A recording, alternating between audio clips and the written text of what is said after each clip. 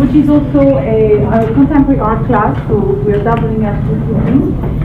With me is Courtney Leonard, an artist who is also a filmmaker, who has a installation right now in the gallery on campus, and it's part of an exhibition that I curated called Trees Also Speak. And I want to introduce Courtney very briefly. She is a member of the Shinnecock Nation on Long Island, although she lives in Santa Fe right now. But she works with the idea of ecological sustainability and the preservation of history and memory. So as if nature, history, memory are linked. She investigates narratives or questions of cultural viability as a reflection of environmental record, and her work more specifically explores and documents the historical ties of indigenous people and the ocean and the resources that it provides. So this is the gist of the work. You also an artist was exhibited in many venues, including the Santa Fe de Mocta in Santa Fe, the Herb Museum in Phoenix, and many other venues. You are in various collections around the country, and you're hosting actively for practice. Courtney? Hakame, my name is Courtney Leonard. I am from the Shinnecock Nation of Long Island, Yule, and I want to welcome you. So Hakame in our language is welcome, and also to say Tabuti, which is thank you. And so I do a lot of things as a part of my practice, and I do share a lot of social media. If you would like to see every aspect of my life, you can follow me on Instagram. But aside from that, this is my website, which has more of a professional documentation of my life. So for the past 5 years, and probably longer than that, I just didn't realize it, I've been exploring the word breach as a part of kind of an indigenous investigation of the English language. Our community has currently a language revitalization program. However, our words from our nation are limited. And so the indigenous revitalization program is an inclusion of coastal indigenous languages so that we as coastal people can begin to re-communicate with one another through our indigenous tongue. And so when I choose words for my practice, and I think if you're exploring art, you're often asked to define the work that you are presenting. What is the title? How are you framing it? What labels?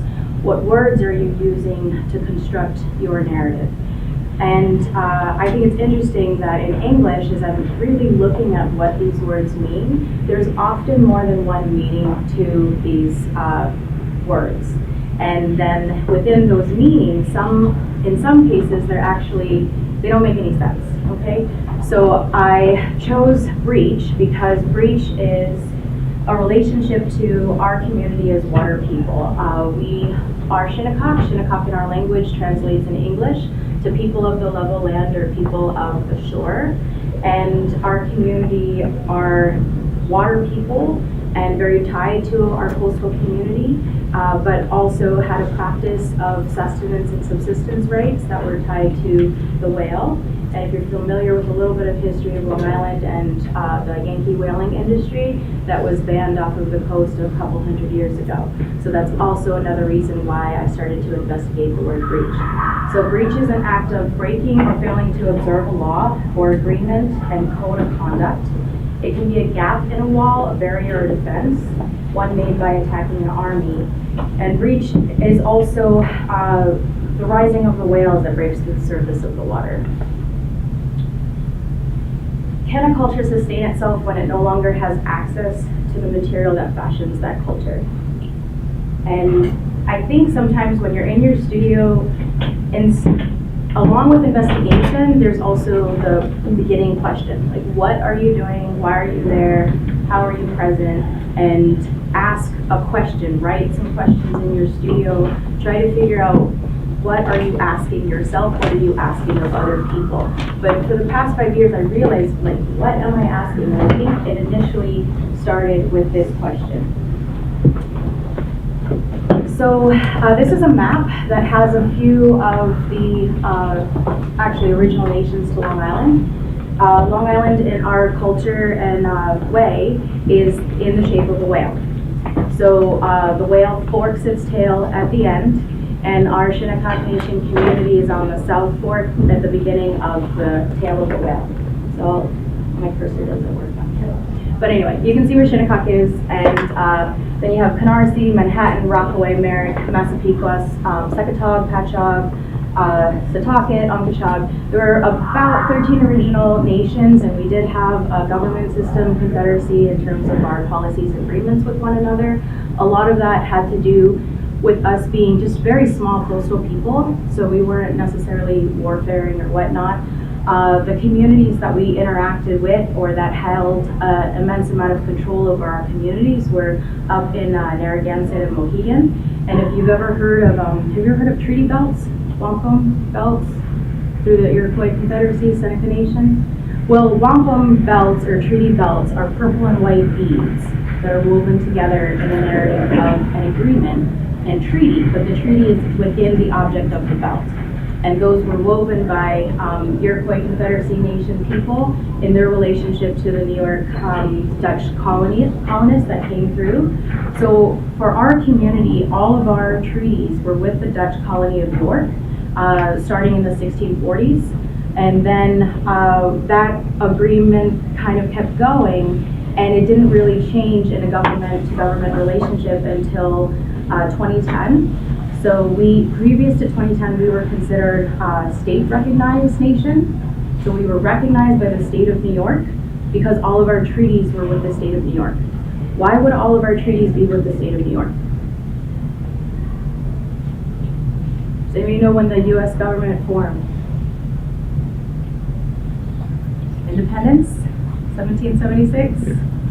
So the U.S. government forming in 1776 was about over 100 years after a lot of our treaties and colonial establishments occurred. So we didn't have any nation-to-nation agreements with the United States government because they weren't in existence until 100 or so years later. And by that time, there were 13 colonies and whatnot, and so a small indigenous community wasn't really considered something that needed to have an agreement with the U.S. government at the time, okay? So by giving you that knowledge today, I am placing us in a current conversation with more slides that I'll show you with Breach. But in 2010, through President Obama's administration, our nation was recognized as a federal nation after 60 years of law and fight in court systems to have that recognition, okay? Now, why is that important? Are whales protected? Yeah. Well, that's actually a good question that I asked you, because on so many other layers they're not protected, but by law they are federally protected.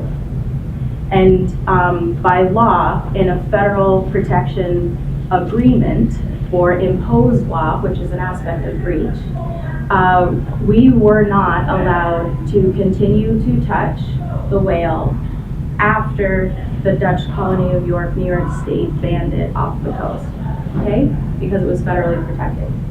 So if a whale washed ashore close to our community, such as this whale did over about 12 years ago, it washed up on Dune Road side. So Shinnecock, we have a reservation. There's 2 reservations on Long Island. We are on our traditional territories. We were never relocated as a part of that U.S. history narrative. And our community, though, is surrounded by the Hamptons. And so everybody's familiar with the Hamptons if they have MTV or Bravo or whatever, and everybody goes to the Hamptons for the summer. And what might not know that there's actually a reservation indigenous community in what is surrounded by today the Hamptons. My bay neighbor across from our Shinnecock territory off of Shinnecock Bay on my family's allotment, which is allotted through our nation, it faces, the current owner is Calvin Klein. So Calvin Klein is my bay neighbor. And about 50 feet from Calvin Klein's property, this whale washed ashore. It was struck by a shipping boat that was hit as it was passing our shoreline, and then its body and carcass washed on shore. At the time, it was actually probably April, because this is the time that the migration path of the whales come through our coastal system. So you will probably see a few young humpback whales being hit and washed ashore in East Hampton or West Hampton. You might read about it in the news, because we have not changed our navigational traffic laws to be able to protect the current whales as they migrate through. But our traffic and industry increases, so the majority of whales killed a year are struck by shipping boats, about 60%. So at the time when this whale washed ashore, it was about 2005, I went out with clay. I had my mother get clay for me because I had been in a really bad car accident and could barely walk. And I sat there with the whale and I sculpted a tail, because at the time my work was centered around anamorphism and animal symbology as it related to our community. So I would do these whale tails or the tail of the whale or something like that. And ultimately, that was my first time in my lifetime that I had ever been with a whale. And unfortunately, in that moment, I was with a whale that had passed away and had washed on to the shore. Now, the Hampton people do not want a dead whale stinking up the beaches when they're going to enjoy them. So the town spent about $11,000 to cut up the whale. And at the time, because of our policies and procedures, we weren't allowed to have access to that traditional material, which is also cultural patrimony and centered with our community. And I didn't realize that when I went out there, I probably began this journey with Reach, which has then come to a lot of other aspects in my life. I wanted to show you that when whales wash ashore, or when a human being sees a 50-ton, 40-foot species in front of them, they document it, they remember it. There's no other way to describe being with the Leviathan. So you think of Moby Dick, you think of biblical terms, every culture has a relationship to the whale. This is a Dutch Delftware tile. Now, granted, when they were observing these creatures, and some of which these are people on ships that might not have left land before viewing these narratives, their ways of depicting them might not be realistic or accurate, but it was their interpretation of what they were seeing and their ways of documenting. On the left-hand side is a Minoan vessel, and I also wanted to show you this vessel because if you look at the shape of the vessel, this shape with no flat bottom is a universal shape. Japanese Jomon pottery, Peruvian, Ecuadorian vessels, there are a lot of vessels that have this shape. What does this shape look like? Just the shape. A dolphin? Squid. A squid? What do we plant? Seeds. Okay? Where does the clay come from? The earth. If we take something from the earth, most cultures have a response to have that connection of subsistence and feeding oneself to be rested back into that earth, to be a seed in connection to that surface. In addition to that, there's all sorts of other reasons for the form in terms of physics, science, thermal expansion. But going back to documentation, on the right-hand side, this is a page from a logbook. During the Yankee whaling industry, majority would be males that would be on these ships. Our community was hired as seafaring people who were very familiar with the ocean, and often our men would be hired onto these ships, and these ships would travel throughout the world because as they harvested the whales off of our coast, there weren't as many whales, so they had to go further out and further out and further out until they could harvest as many whales as possible, which ultimately led to the whale's protection because of over-harvesting. So at the time, though, each of these accounts is a stamp in the logbook. And within that interior space is a little square that lists a number. The numbers are how many barrels of oil they were able to take from that whale. And that was the logbook that they had to bring in to their bankers when they came to dock to justify their investments, because a lot of people would invest in these industries and the ships. When they came in, like a bank note, they would document how many barrels. Those barrels would be brought to shore. They would be accounted for. On the left-hand side are, does anybody know? That's scrimshaw, or sperm whale teeth. In a sperm whale, there are about 48 to 60 teeth, depending on the size and age of the whale. Those teeth sit in the lower socket of the whale jaw, and then, or they sit in the lower portion of the whale jaw, and there's no top teeth, and they just connect into sockets, and they are toothed whales, and then we have baleen whales. But when the men were on these ships, they would miss home. They would be documenting their narratives. And what could they document on? They didn't have canvases shipped from Blip Art or anything like that. They were making an account and carving into these scrimshaw ivory teeth from the sperm whale. And they would be gifting them to their women, to their families, to their communities, as a way of documenting their experience for about 8 months to a year and a half. Our men would be gone on these ships.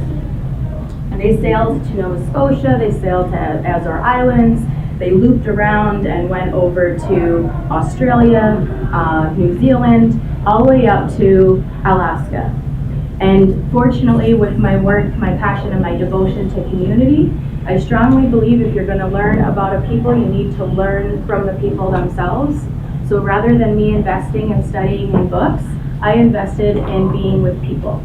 So part of my practice is, even though I am not financially sound to be able to do so, I put all of my money into making sure, and also my community has supported me through crowdfunding to be able to travel to these communities because they believe in my work.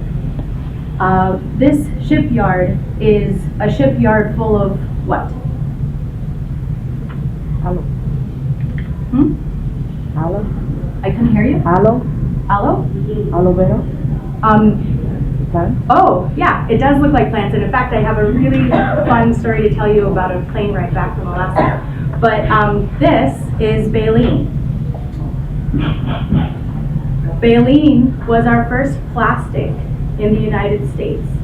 Corsets were fashioned out of baleen. Combs were fashioned out of baleen.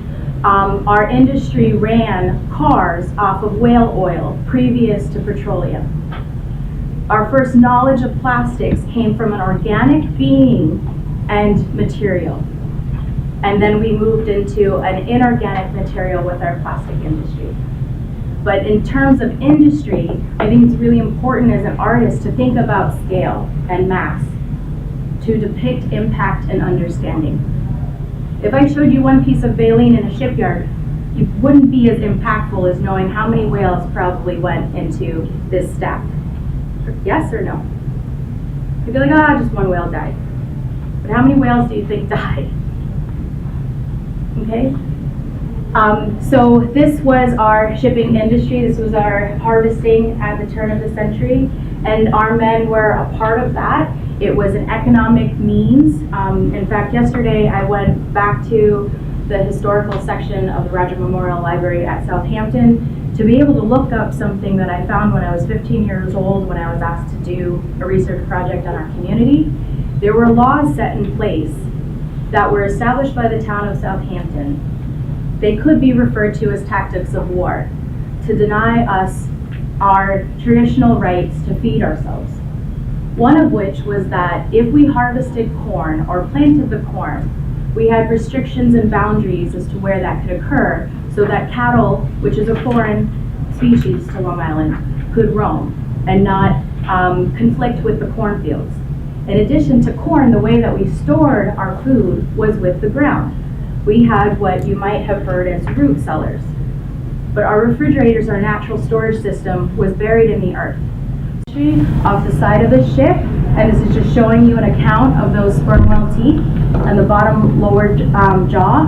Now, they would only take what they needed for their investment, and the rest of it would be dropped to the ocean. Not every aspect of the whale was used. However, when indigenous communities still today harvested whale, they use every aspect of that being. And if they don't use an aspect of that being, they give the rest to feed other species. So our ospreys, our eagles, our polar bears, because if I'm talking about current relationships to whaling, the Nupiaq people, who have thousands of years old connection to their community in Bowheads, still have their indigenous practice of harvesting the whales to feed their entire community. And if they have more than enough meat and a community down south doesn't have meat, they send it down their way. They feed and pass on to others. And if they don't exist off of their traditional sustenance, has anyone ever been to the North Slope of Alaska? The only way to get there, unless you're going by boat, is plane, or if the lagoons freeze over, you can drive a car there. But if our temperatures keep warming, they can't drive a car there. So a gallon of milk costs about $20. Eggs, about the same. So produce that you're used to as common dairy things that we need for our nutrients according to our government system of getting your calcium and your protein and whatnot, they have to then revert their traditional ways to accommodate laws that are constantly restricting their natural food resources.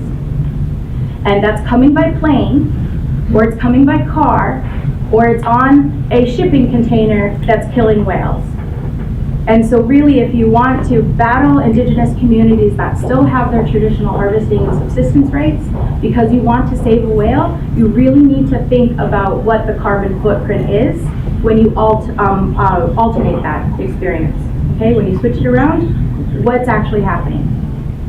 So on the left-hand side, when I was gifted and blessed to be invited to Aotearoa, which is New Zealand, in Maori, an elder invited me to an Indigenous artist exchange, and I had to stop in Fiji, and it was really kind of a story because previous to that, I had begun to make sperm whale teeth out of clay. It was kind of a response to that question, can a culture sustain itself when it doesn't have access to the material that fashions it? I cannot have access to a sperm whale tooth. If you've heard of the ivory industry and the laws that are being placed on communities lumped into elephant protection, they're not actually thinking about all of the individual narratives and stories that relate to that common law. But by doing so, and all sorts of other laws, I cannot have a sperm whale tooth unless it's an antiquitarian piece. So if it predates 1960 or so, then I can have it, but right now it would be a really big deal. So I started to make sperm whale teeth out of clay, which is a part of what you'll see in the exhibition For Trees Also Speak.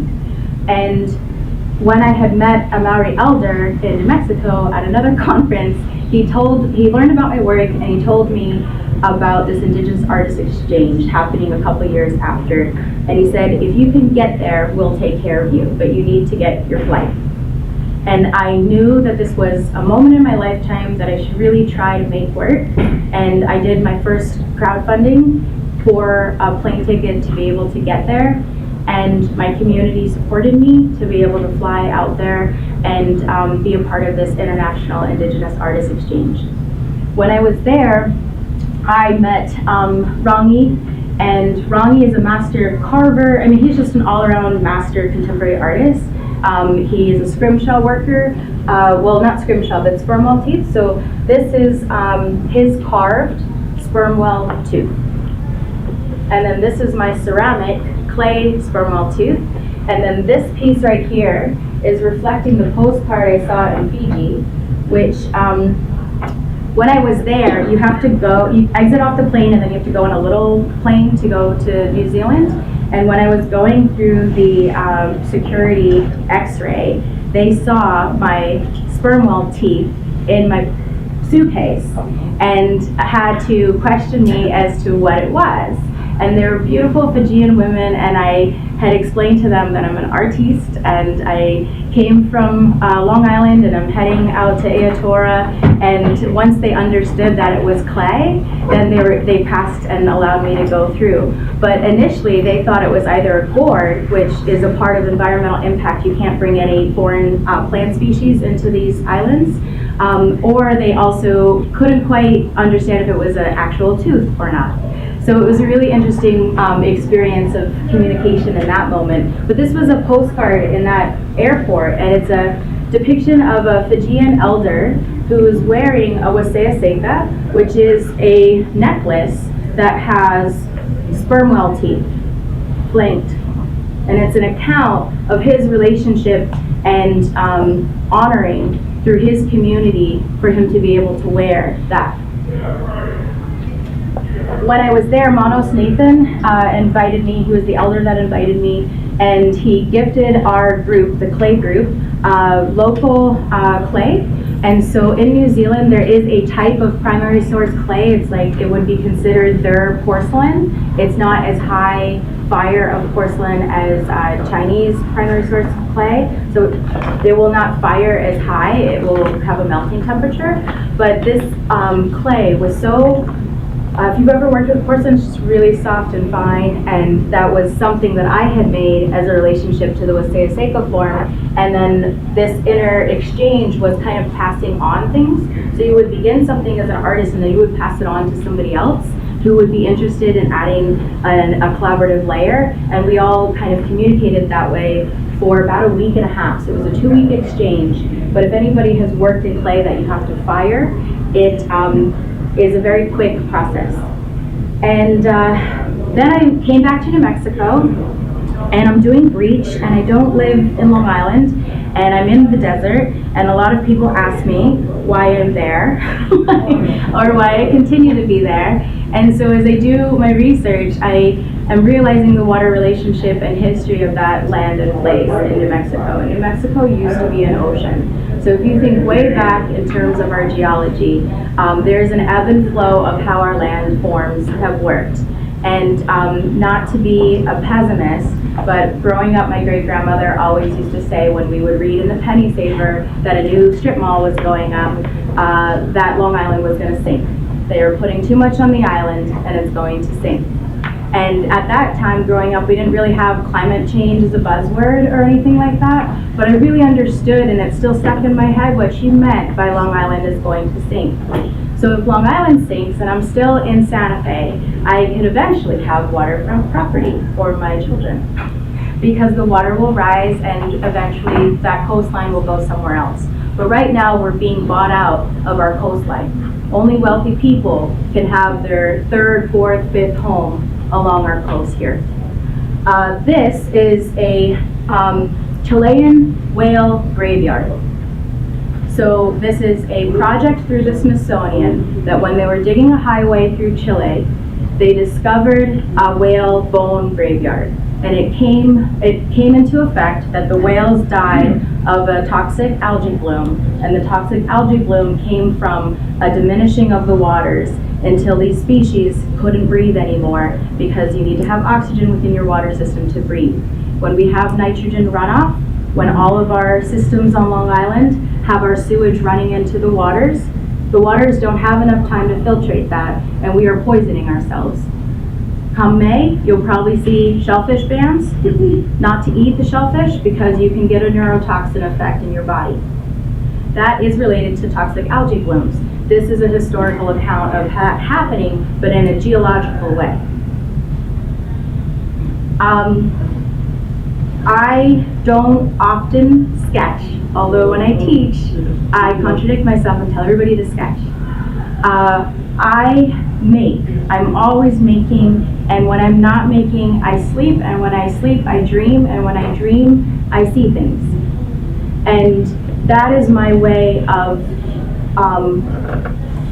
figuring things out in my head is in my sleep, and sometimes other things come into effect. So this piece is called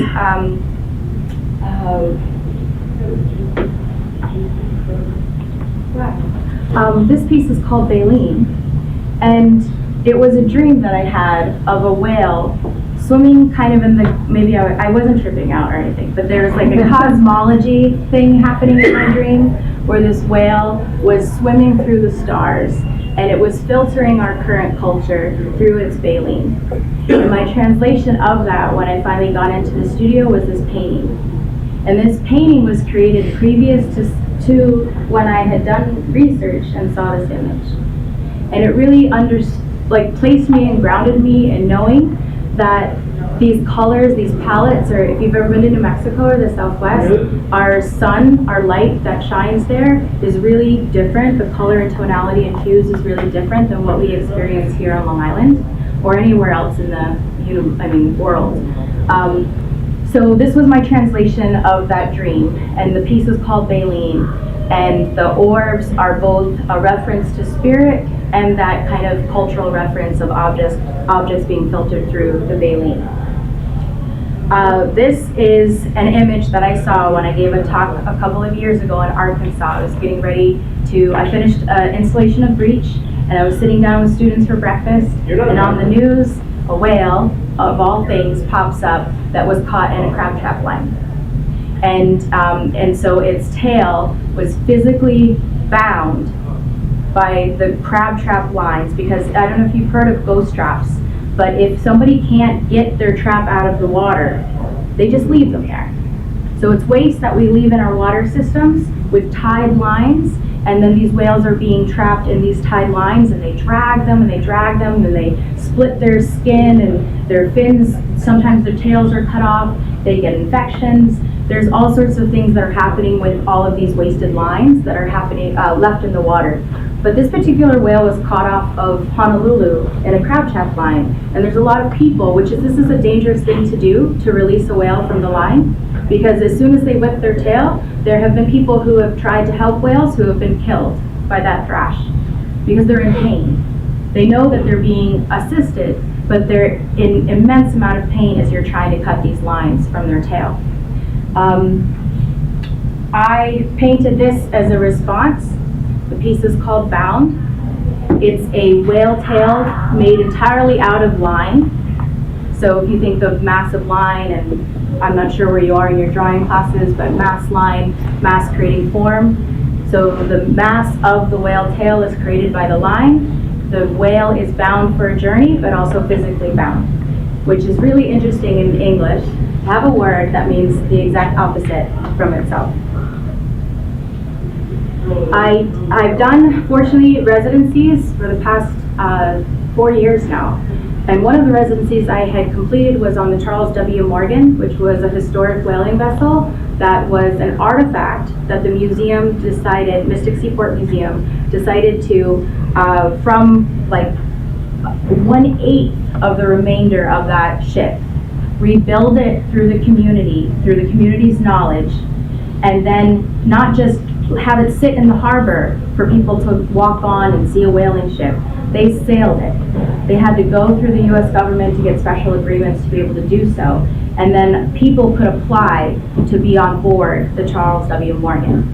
I applied, and I believe I am correct in saying that I'm probably the first female from my nation that has ever been aboard a sailing whaling ship. So the Charles W. Morgan, I will take the time that I get when I have these opportunities, but I have the shortest leg. But fortunately for me, there was kind of a strong nor'easter that was coming through, and I got an extra night stay sleeping on the ship. So my response to that experience as a ceramic person was to bring my kiln on board and fire. No, I had a day, and what was I going to do as an artist to create work? I watched, and I took my camera out and I started filming everyone's hands.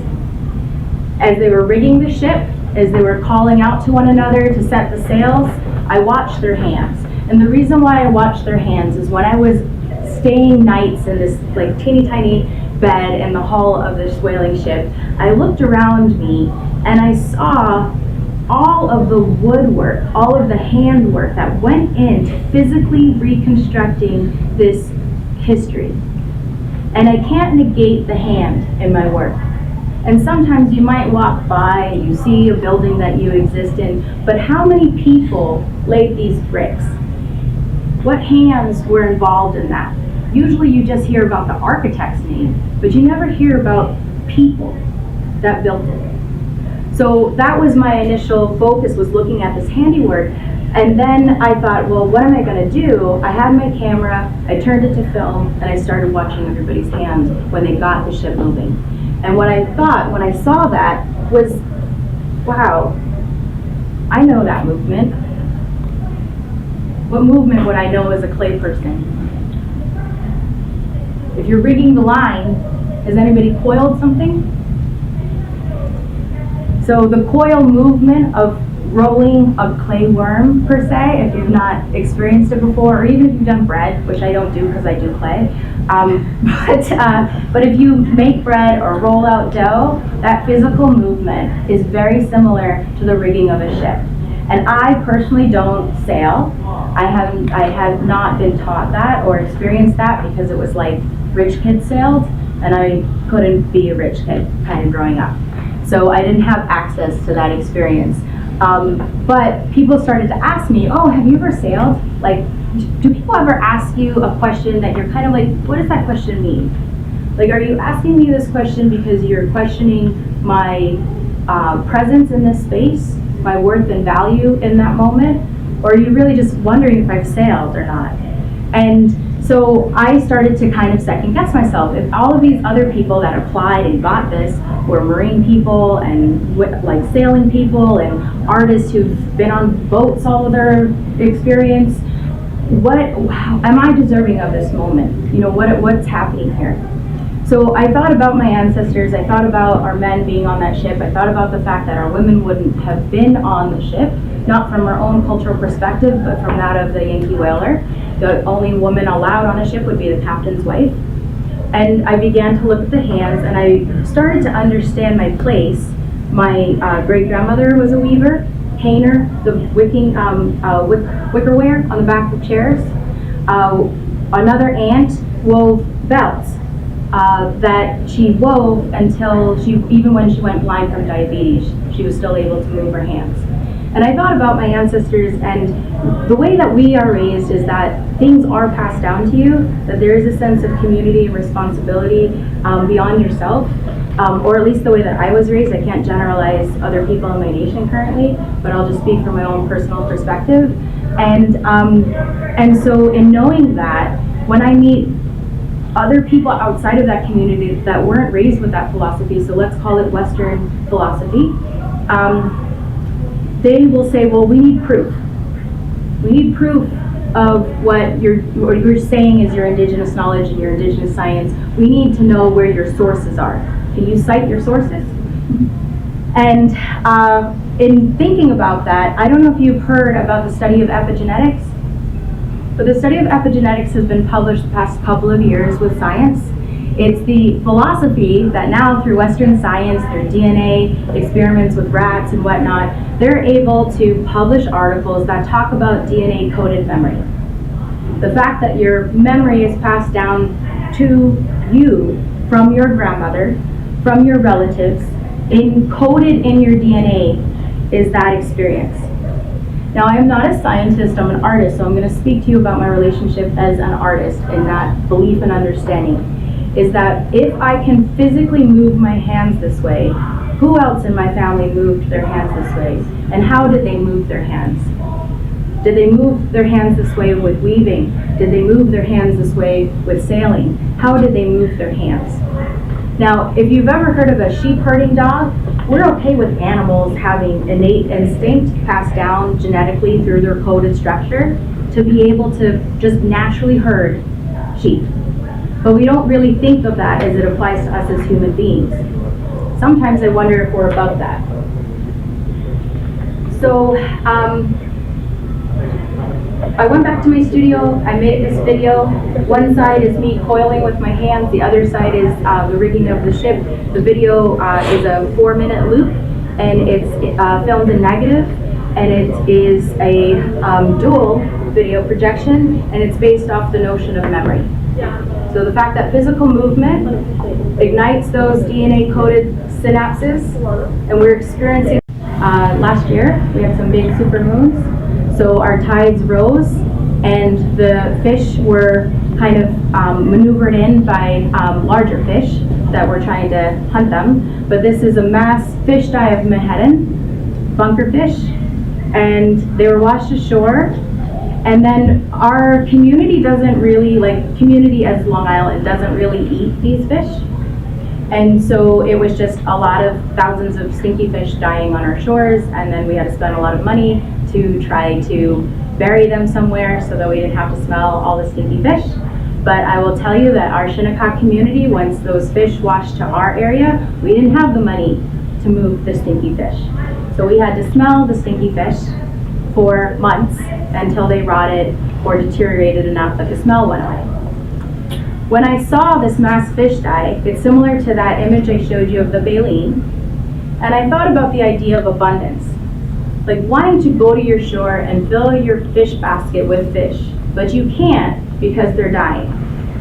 You can't eat them because they're toxic. Naturally, we're supposed to be able to go and dig our feet in the sand and pull up clams, go clam digging, and eat from that. And the clams, or the quahogs, that's the purple and white, but those wampum beads that I talked about earlier that were made into treaty belts, those came from our nation. The reason why they came from our nation, Shinnecock Bay, again, I'm not a scientist, but it has an environmental estuary situation where the quahog shells in that bay grow the thickest. If you leave them alone, if they have a healthy environment, they're thick.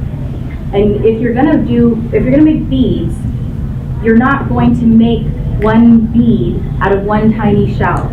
You have a thick shell, you have more opportunity to use that material and use the most out of it. And so those beads were coming from our coastal small community, but they were often traded up north to Mohegan or Pequot or up to the larger confederacies that eventually, when the colonists came, were able to control that production, and then we were often supplying that. So aside from shellfish, we should be able to feed ourselves, we should be able to fill our baskets with fish or corn or whatnot. These were the baskets that I started to make out of clay. So this is a woven foiled clay that I have since used in a narrative. This series is an ongoing series called Abundance. Some of the baskets are about 24 inches radius to about 28 inches radius if I flare them out.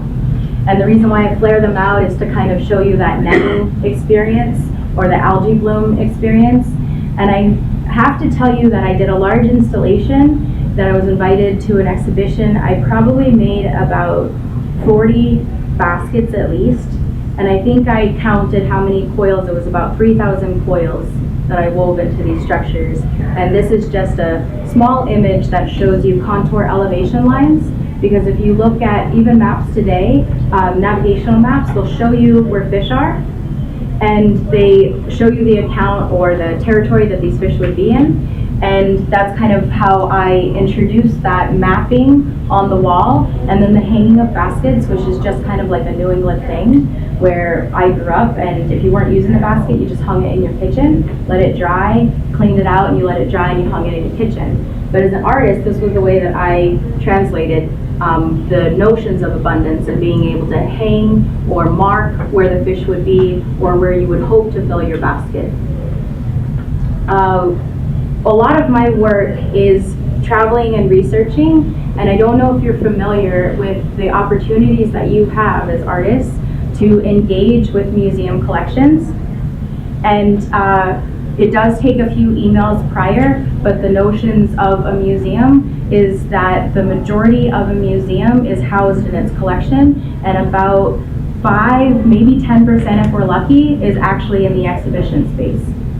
So when I travel to places, I try to connect with curators and their collections. I tell them about what I research and my wantingness to find some of the things that might be in their collection. And when I went to Alaska, I was studying at the Museum of the North in Fairbanks, Alaska, which is a part of the University of Alaska. I looked at their collection as well as a few other collections, and I was specifically looking at the influence of the word trap.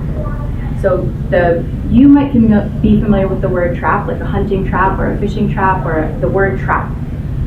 But I have yet to find that word trap or the philosophy of trapping something against its will within an indigenous framework. We were often taught that something offers of itself to you. If you hunt or if you feed, it is gifted to you. So you never block the path of a species. You offer a moment for the species to decide whether it's going to enter into that space and feed you, and if you will return that feeding in other ways by protecting it, feeding it, or its generations, or it passes by and you just don't get it that day. Okay? So there's that connection. But with the word trap, it's just like it's entering these. That's a fishing weir. So that's actually pound traps. So those were set off of Long Island. It was a traditional technique. Has anybody passed by Hampton Bays? There's still a few people that are allowed to lease out the bay to be able to set their pound traps, and it goes by the season. But sometimes if you go by Hampton Bay right after the canal, so right after the canal as you're heading towards Shinnecock, you'll see sometimes a man's pound trap that's set out there. And that pound trap is actually something that we taught the community, is how to go out, how to set these pounds, how to navigate a canal so that with the currents the fish go through or they pass by, but when they go through then the fish circle around and then you can just gather them from that pound trap. So that's a model of a pound trap that was in the museum up there. And the reason why I'm showing you is just all of the cultural influences. Even round wheel fish wheels, those are from Asia. So there's so many shared influences between water people that we often don't actually honor the fact that we were cross-linked and engaged before anybody else even had it as a term. Okay? So water people had to share knowledge, because if you've ever been on the water, it's the most diplomatic, universal UN space. Because if you don't help one another, you're dead. So this image here, though, is probably one of the most amazing things that I was able to see as somebody from the Shinnecock community. This is an ice scoop from the Inupiaq community. It's made out of bone. And do you know what it's woven with?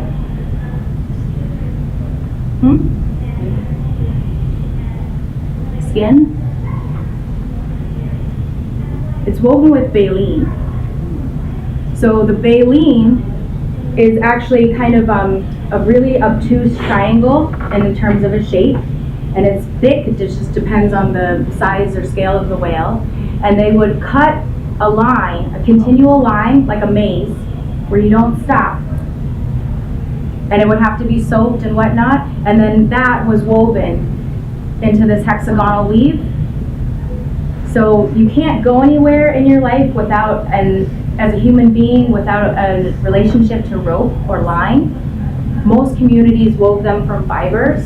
That's how we got our initial ropes. But in Inupiaq territory, where you don't have a lot of plants and fibers until a particular season, what would be your other option? To use every aspect of the whale and to create your own weave. So this is a hexagonal weave, which is also a very common weave in a lot of international communities throughout the world, this hexagonal weave. When I was up in Alaska, I did a residency there for 2 months. And fortunately, through a lot of friends and support and the Inupiaq community, I was allowed and happened to be there during the Bowhead whale harvest. They have 2 seasonal relationships to the whale hunt. It is in the fall or it is in the spring. The fall whale season feeds the community through also ceremonial cultural events.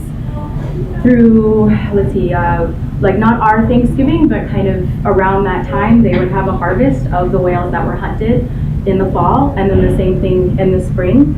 And when I was there, I stayed with marine scientists at the North Slope Burrow, And anytime a whale comes in, it's regulated. Anytime a whale is harpooned, and that community, it's highly regulated, some of which they sit on the International Whaling Committee to develop these laws that elders from that community do, and they've been doing it for a very long time to uphold their rights. They will only have like a set amount of opportunities to be able to harpoon a whale. And you only get those set opportunities to toss the harpoon. And if it's a hit and miss, or a hit and strike, if you hit and miss, you've lost one of your points. You can't get that back. So the community is regulated to a certain amount of opportunities they have to strike a whale. And if they miss those strikes, they're not able to feed their community for that particular season, and they have to wait until the next season. When I was there, I was staying with the marine scientists, and they have to take an account with the government when these whales come in. They give them an accession number, so like a code or a UPC barcode. They have to give a number to the whale that comes in. They have to document what whale crew was a part of this whale strike. They do genetic tests. They check to see if there's any contaminants in the whales, because of some of our contaminants in water from mercury, from silver nitrate, from some of these mining corporations that are dumping toxins into the water. They have to check that meat, because that meat is being fed to the community, and then those kids could die from those toxins. But I didn't sleep for about a week because a whale would be struck, and it wasn't normal that my particular time was a time that when I was there for 6 whales that had come in. And every time the whale came in, you had to get up, you had to go out with the crew, you had to measure the whale, you had to take an account for it. They would do their genetic studies. There are marine biologists that come from all over the world to study the whales there. And then also the community comes out, they do a prayer, they call out the community, they acknowledge the individual that harpooned the whale, and then they begin to harvest the meat. And sometimes they cook it directly there, or they bring it back and they divvy it up. There's the captain's share, and the captain's share is the first thing that's brought back to the community's home. And I was fortunately able to participate in all sorts of aspects. But when I was there, and the first whale that I had helped with, I had placed my hand on the whale as a way of saying thank you in my own way.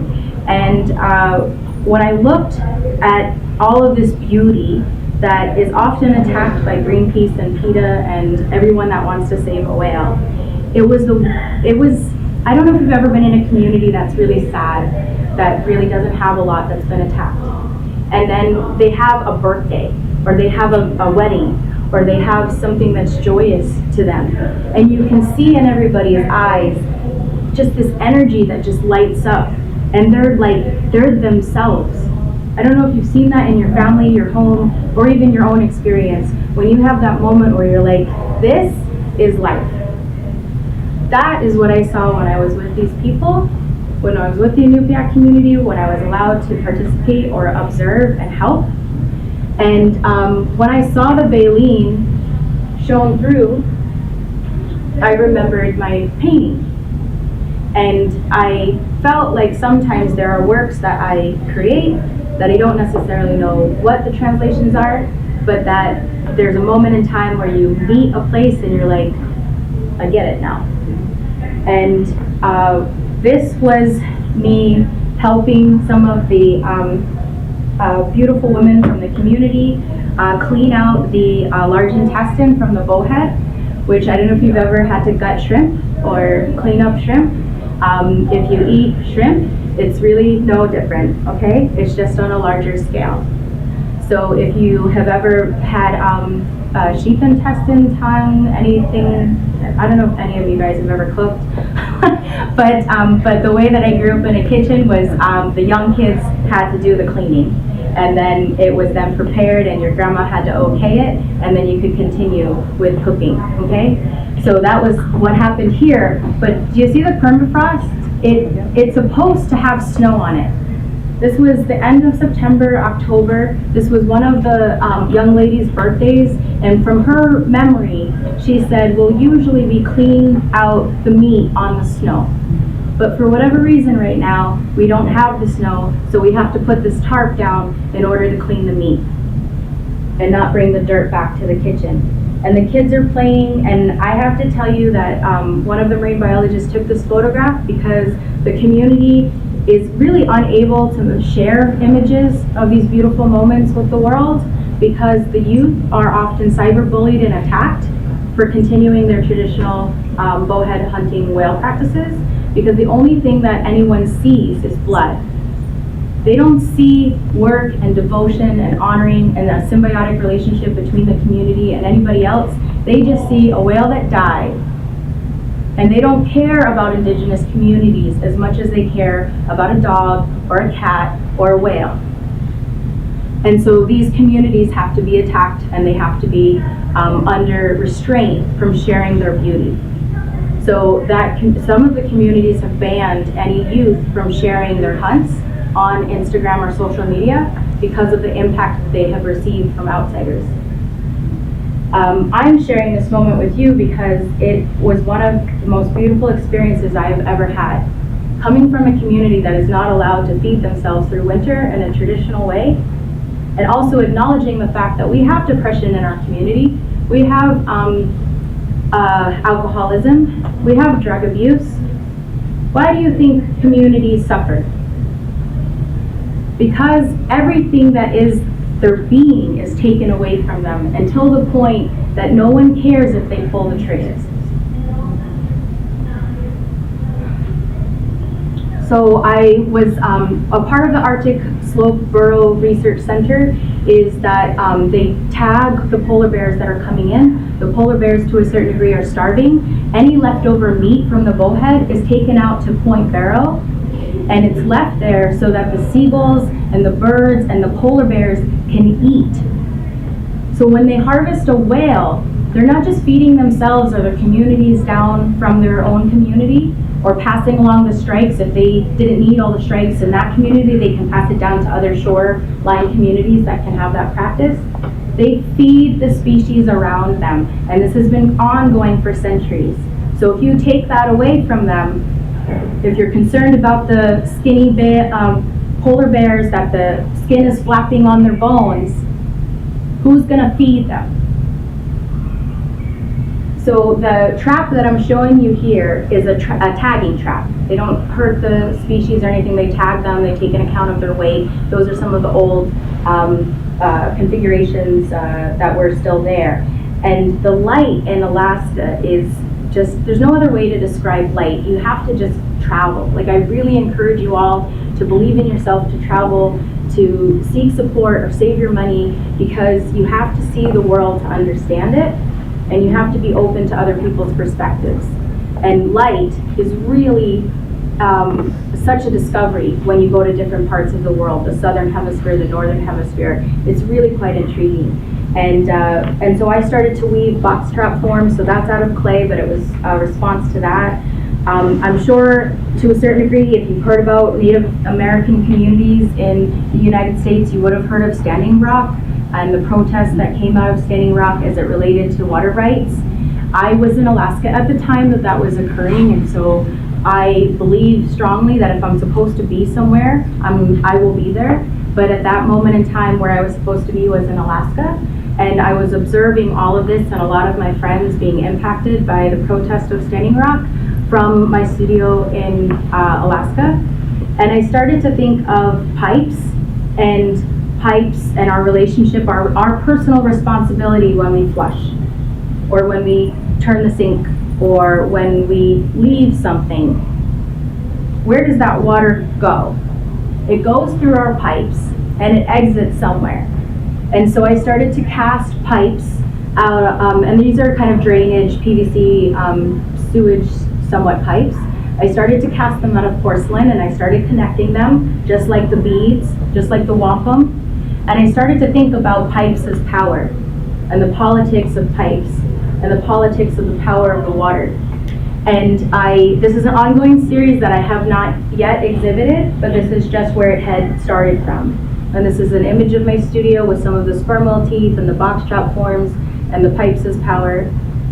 And another thing that I really appreciated is meeting and working with, well, not so much working, with the proof that was needed in publications to support their relationship to bowheads.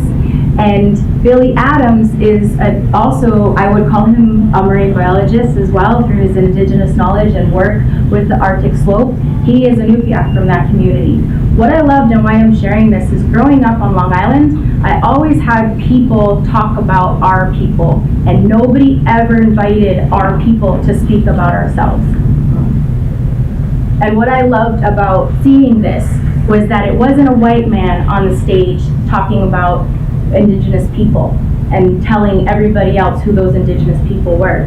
It was Billy and Craig as brothers together giving knowledge. Okay? And that's what I would ask more of everyone. If you feel active and you want voices, you need to include equity in the spaces, and you don't have to do it by yourself. You can invite other people to share the stage with you, okay, to share the moment with you. And it's actually going to strengthen your impact. You're going to reach more audiences by doing that. And so I went to Sitka to a whale conference, and this was the presentation that they had shared on traditional knowledge, science of the bowhead whales. And one of the things that they were able to share about Indigenous knowledge that has been written about is the age of a bowhead. Nobody ever believed Inupiaq community elders as to how old a bowhead is. A bowhead can live over 100 years up to about 200 years.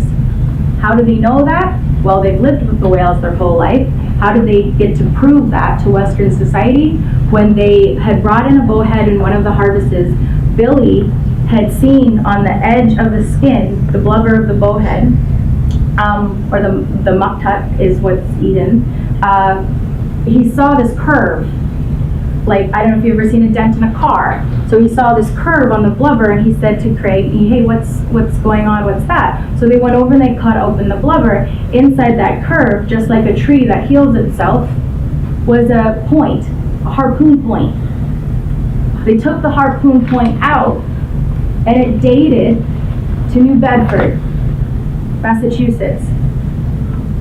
And they were able to send that point back to New Bedford Whaling Museum for them to be able to determine that that point was from the Yankee whaling industry, which then, because the whale would have been an adult, larger whale, they didn't necessarily hunt the calves, they were able to then say, well, the whale at the time was at least maybe 40 years old, and then dating it to this point that it had still in its blubber, it is probably about 150 years old.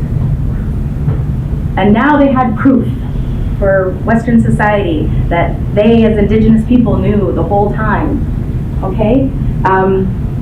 So this is me teasing with Craig, but Craig's mother wrote Julia of the Wolves, which is a book that was like a Newbery Pulitzer, and I grew up with it, and Julia of the Wolves like talks about Alaska and the Inupiaq people and whatnot.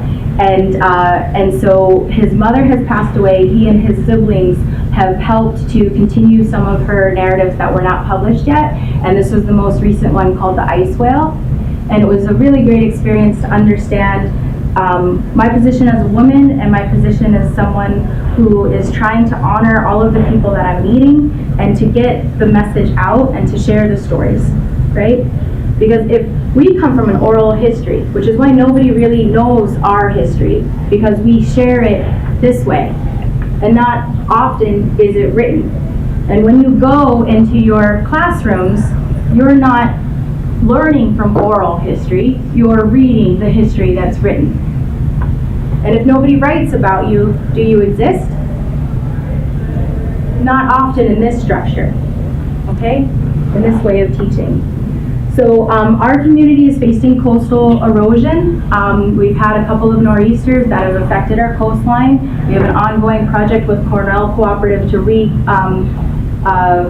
not regrow, but extend our coastal shoreline. so that we're not as deeply impacted.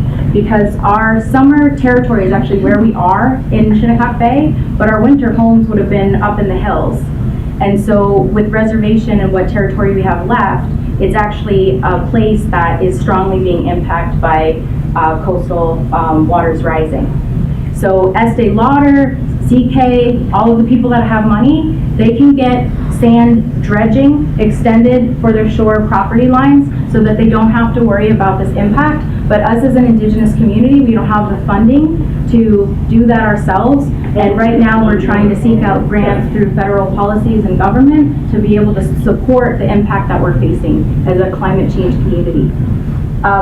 These are structures that are made out of rebar that are placed in Thailand, in Australia, in Florida, in all of our coasts that are facing coastal erosion and the death of our natural coastal reef systems. So right now there's a lot of projects that are going out about the regrowth, setting the oysters back into the water that aren't sent to market so that they can naturally filtrate our bays and grow grow an oyster reef. But these are man-made structures, foreign structures that we place in nature to fix itself. And this is ultimately where the work in the exhibition is inspired by. And when I saw these structures, they reminded me of our traditional homes, our wickiups, our thatched homes. Those would be our summer homes. They're domed, and then they would be covered with reeds, okay, organic materials. And I don't know if you've ever seen like deep sea archaeology, like underwater worlds that were covered up by the ocean, like Egypt and whatnot. You can see sometimes images of societies that used to be above land. When I saw this image, I thought about what my great-grandma said, which was Long Island was going to sink. And I saw what this place would look like with our homes underwater. This man is a man who is dealing with his community not being able to have access anymore, and he's looking out to a shoreline that's disintegrated, and a lot of people they're refugees of climate change. And ultimately, we will be refugees of climate change. We will have no place to go. We will have no traditional territories because it'll be covered by water. And in our ways, elders always used to say that eventually we will go to the hills. But we can't because of our imposed laws. The hills are now owned by somebody else. So over there is an old house I used to watch in Hampton Bays that when Dune Road got covered over, that structure was still there, but you could see it being flooded. And this was another installation I had done where I make these objects that I call them my Artifice series, and it's playing off of man-made, the artifice, the artificial. Sometimes they make them out of concrete and they line them along the shore, and they're like birdhouses for coral reef. And then in the background, because the installation was like back there, and the image that you're seeing, I took the photograph between the two objects, so it gives a different scale relationship in this image. But the back installation of the dome structure is upscale, where you could go in and sit and whatnot. And I made that out of PVC pipe and covered it with clay. And up on the right corner, that's the concrete orbs that I'm referencing. That's where I got my initial inspiration. Those are actually used in coastal restoration projects. Or, a long time ago, they're being more consciously minded, but New York just used to throw cars in the harbor to act as a reef, okay? So they would just dump their cars in the water. This is a Zuni woman carrying water. This is fracking, which is happening everywhere. Pennsylvania watershed, Oklahoma, earthquakes, any fracking that is occurring, you're eventually not changing the policies of your current environment, and then you will eventually suffer the consequences of fracking from digging out of the ground. So you'll lose your homes because you never questioned your government. And the same thing is occurring with all of our offshore wind turbines and energy turbines. I'm not negating differences in energy, but I feel like we sometimes don't recognize that we are still a man-made society, placing man-made structures to harvest energy that we really don't need. If we actually second guess how much energy am I using a day, and do I really need to have the TV on when I'm gone because I like sound, okay? Those offshore wind investments are vibrating in the ocean. They are interfering with birds. Birds are changing their migration path. Whales are feeling those vibrations. So you cannot say that one energy is better than another, although it might be a little bit better than one whale. 49 teeth, 49 sperm whale teeth, and it's a count of one whale washed ashore, offering itself to you, maybe hit by a shipping boat, not hunted because we can't do it anymore. And it also has an additional layer of the component of sand use is a relationship to the shoreline. But a lot of indigenous or just coastal poor communities throughout the world have to battle industry companies who are harvesting their sand. They're dredging it from those locations, and they're exporting it to China for the concrete industry. So concrete is made from sand and lime and a couple other components. And once concrete heats up, just like ceramics, when you fire something, it can never return back to the earth. So all of the concrete that's around us, at some point we harvested local. But now, because it's a big boom, a lot of sand from all over the world is being imported. And rich people are investing in water, they're investing in water rights and water access, they're investing in sand. And this is another version of the account. However, I had shown this on a shipping pallet. And when you see a pile, you don't necessarily know like how many Tootsie Rolls are in the jar. You know, how many are actually in this pile. So my variations of relationship to scale are showing you, here's all of the teeth on a shipping pallet, or here are all of them laid out on a grid. And another installation format that I do is this is a bed of coal that I crushed, and I probably have black lung from it. But I crushed all of this coal to reflect the wetness of rocks when you go to the water, because if you've ever had to heat your house with coal and you go to fill, when I grew up, a lot of homes on Long Island, it ran off of coal. And my great-grandmother had to, as a child, walk the tracks for any coal that fell off the train to be able to heat her house when she was young. It was something that they do after they got home from learning their lessons at school. And the oil from the whale was a substitute to coal and fuel. And so these are sperm whale teeth on rods rising up from these rocks on a bed of coal. And it's the whole piece is another variation of the word sustenance.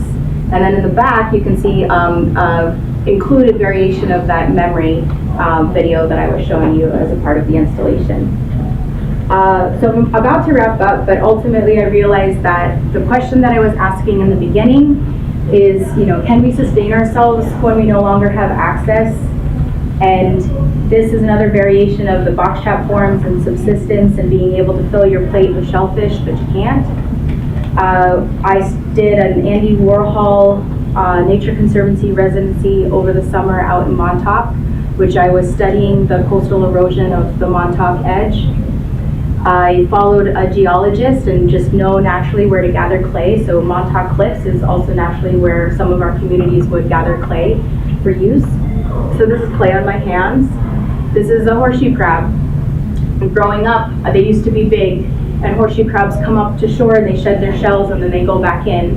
And when I was little, I remembered them being huge. And if you've ever seen a horseshoe crab, it's kind of like holy dinosaur Batman. And now when I see them, they're not as big anymore. But I found this one washed up along the rocks in Montauk, and I picked it up just to kind of show you that scale reference to a little bit of a memory of what I used to. This would probably be mid-size, but they would be larger. And this is what it looked like in my hands. This is the clay.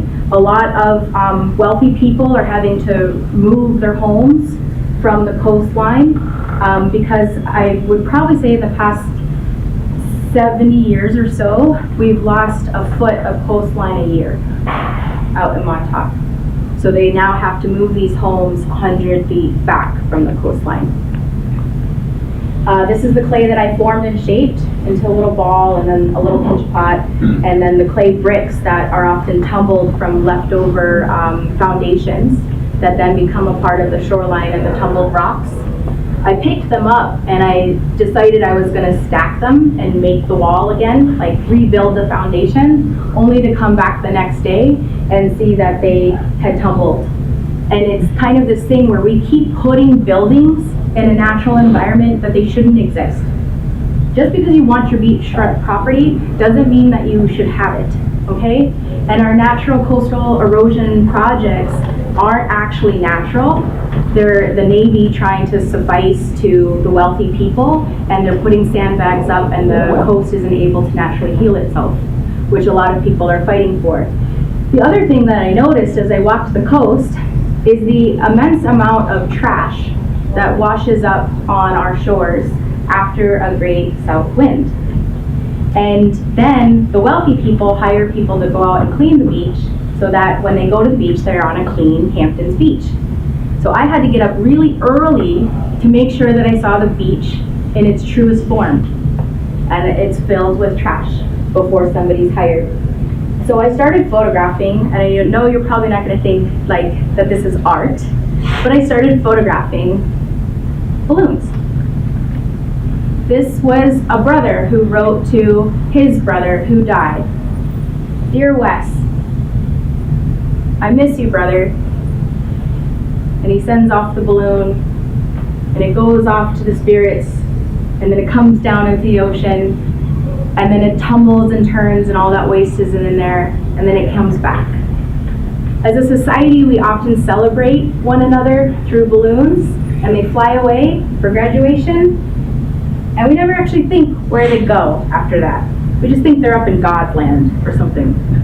So I started photographing these and realizing that when I was trying to initially go out there, I wanted to think about the idea of mapping the coastline and mapping the memory of our coastline. And what was gifted to me was the memory of how we map through our waste. That is mapping the coastline. And I followed each balloon, and it navigated me like 3 miles down. Every time I thought like, oh, I'm done, I'll pick up these balloons, I'll bring them back, I'll get rid of them, I realized that I kept going. There was another balloon, there was another balloon, there was another balloon. So they kept existing as destination markers along the coast. And they became a way of viewing our landscape through the lens of our memories that decayed and turned within our waters.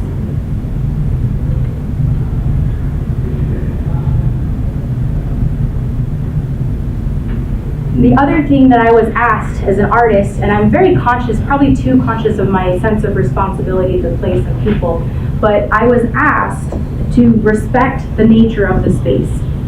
When I looked at past artists' works, and be very mindful, if you start to define yourself as an environmental artist, what exactly does that mean? What is your carbon footprint in the work that you're doing? I'm very mindful that I'm sharing with you my narrative, but I'm not acting as if I'm not drinking out of plastic right now with a plastic straw, okay? I am no better than anybody else. I waste. I am bad, okay? So when I walked with a geologist with the Nature Conservancy, they told me that the purple sand that we see on our shores, sometimes you'll see it like a little, that's density of particles. Within those particles, if you take a magnet out to it, you can lift up the iron magnetite from the granite that has tumbled and turned, and it's nature's magnadoodle. So I lifted it up, I placed it on paper, and I used that as my ink to then place back on the surface that I took it from. So the only thing that I did was I lifted to the surface something that we don't see. And then I had a workshop with people and invited them to draw the coastline. And when I came back the next day, it was in the path of a natural spring, so the raccoon and the deer walked over my art. and it's a sense of ephemeral, okay? The idea is that it's not supposed to last forever, but it's this moment of just lifting up to the surface that what we don't see. And then my daughter heard about me she just wanted to go to the water, really, but she helped me clean up the balloons. And she said, Mommy, I want to come out and I want to help you. So we went out early and we gathered all the balloons. I had weighted them by rocks because they actually weigh a lot after you pick up all this trash, and then had a hard time getting up the cliff. So I had to come back the next day and pick them up with her. And then she got her opportunity to be in very cold Montauk water, really just having her moment, which is what I would ask all of you to consider in what you can do as an individual to make change. It's not enough to take a selfie or to post that you're upset. You have to go to your town meetings. You can make change. You can. But we can't do it by ourselves, and we need your support. And that is what I'm hoping will eventually happen. My brother is a marine biologist. My sister works in indigenous law and water practice. A lot of our community from Shinnecock, Jeremy Dennis, of which is a young photographer who's been documenting the things that you don't see, which is on this site throughout Long Island. He's another artist featured in the Trees Also Speak exhibition, is to empower the voices that are sharing with you, because beyond our individual art, it's not just about showing something on a pedestal or within white walls. We need the message to go out, and we need people to understand that the knowledge and the people are still here. And if it's too late for us, it will eventually be too late for you. Because once the waters pass our shoreline, they're gonna go to your shoreline. So you can start at some point, or you just can wait till it comes to your yard. But this kid loves water, so regardless, we're gonna take what joy we can.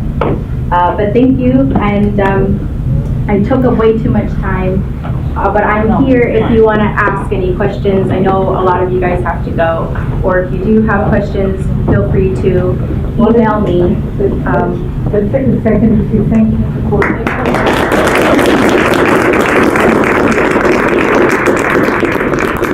Passionate defense of our environment, our common environment.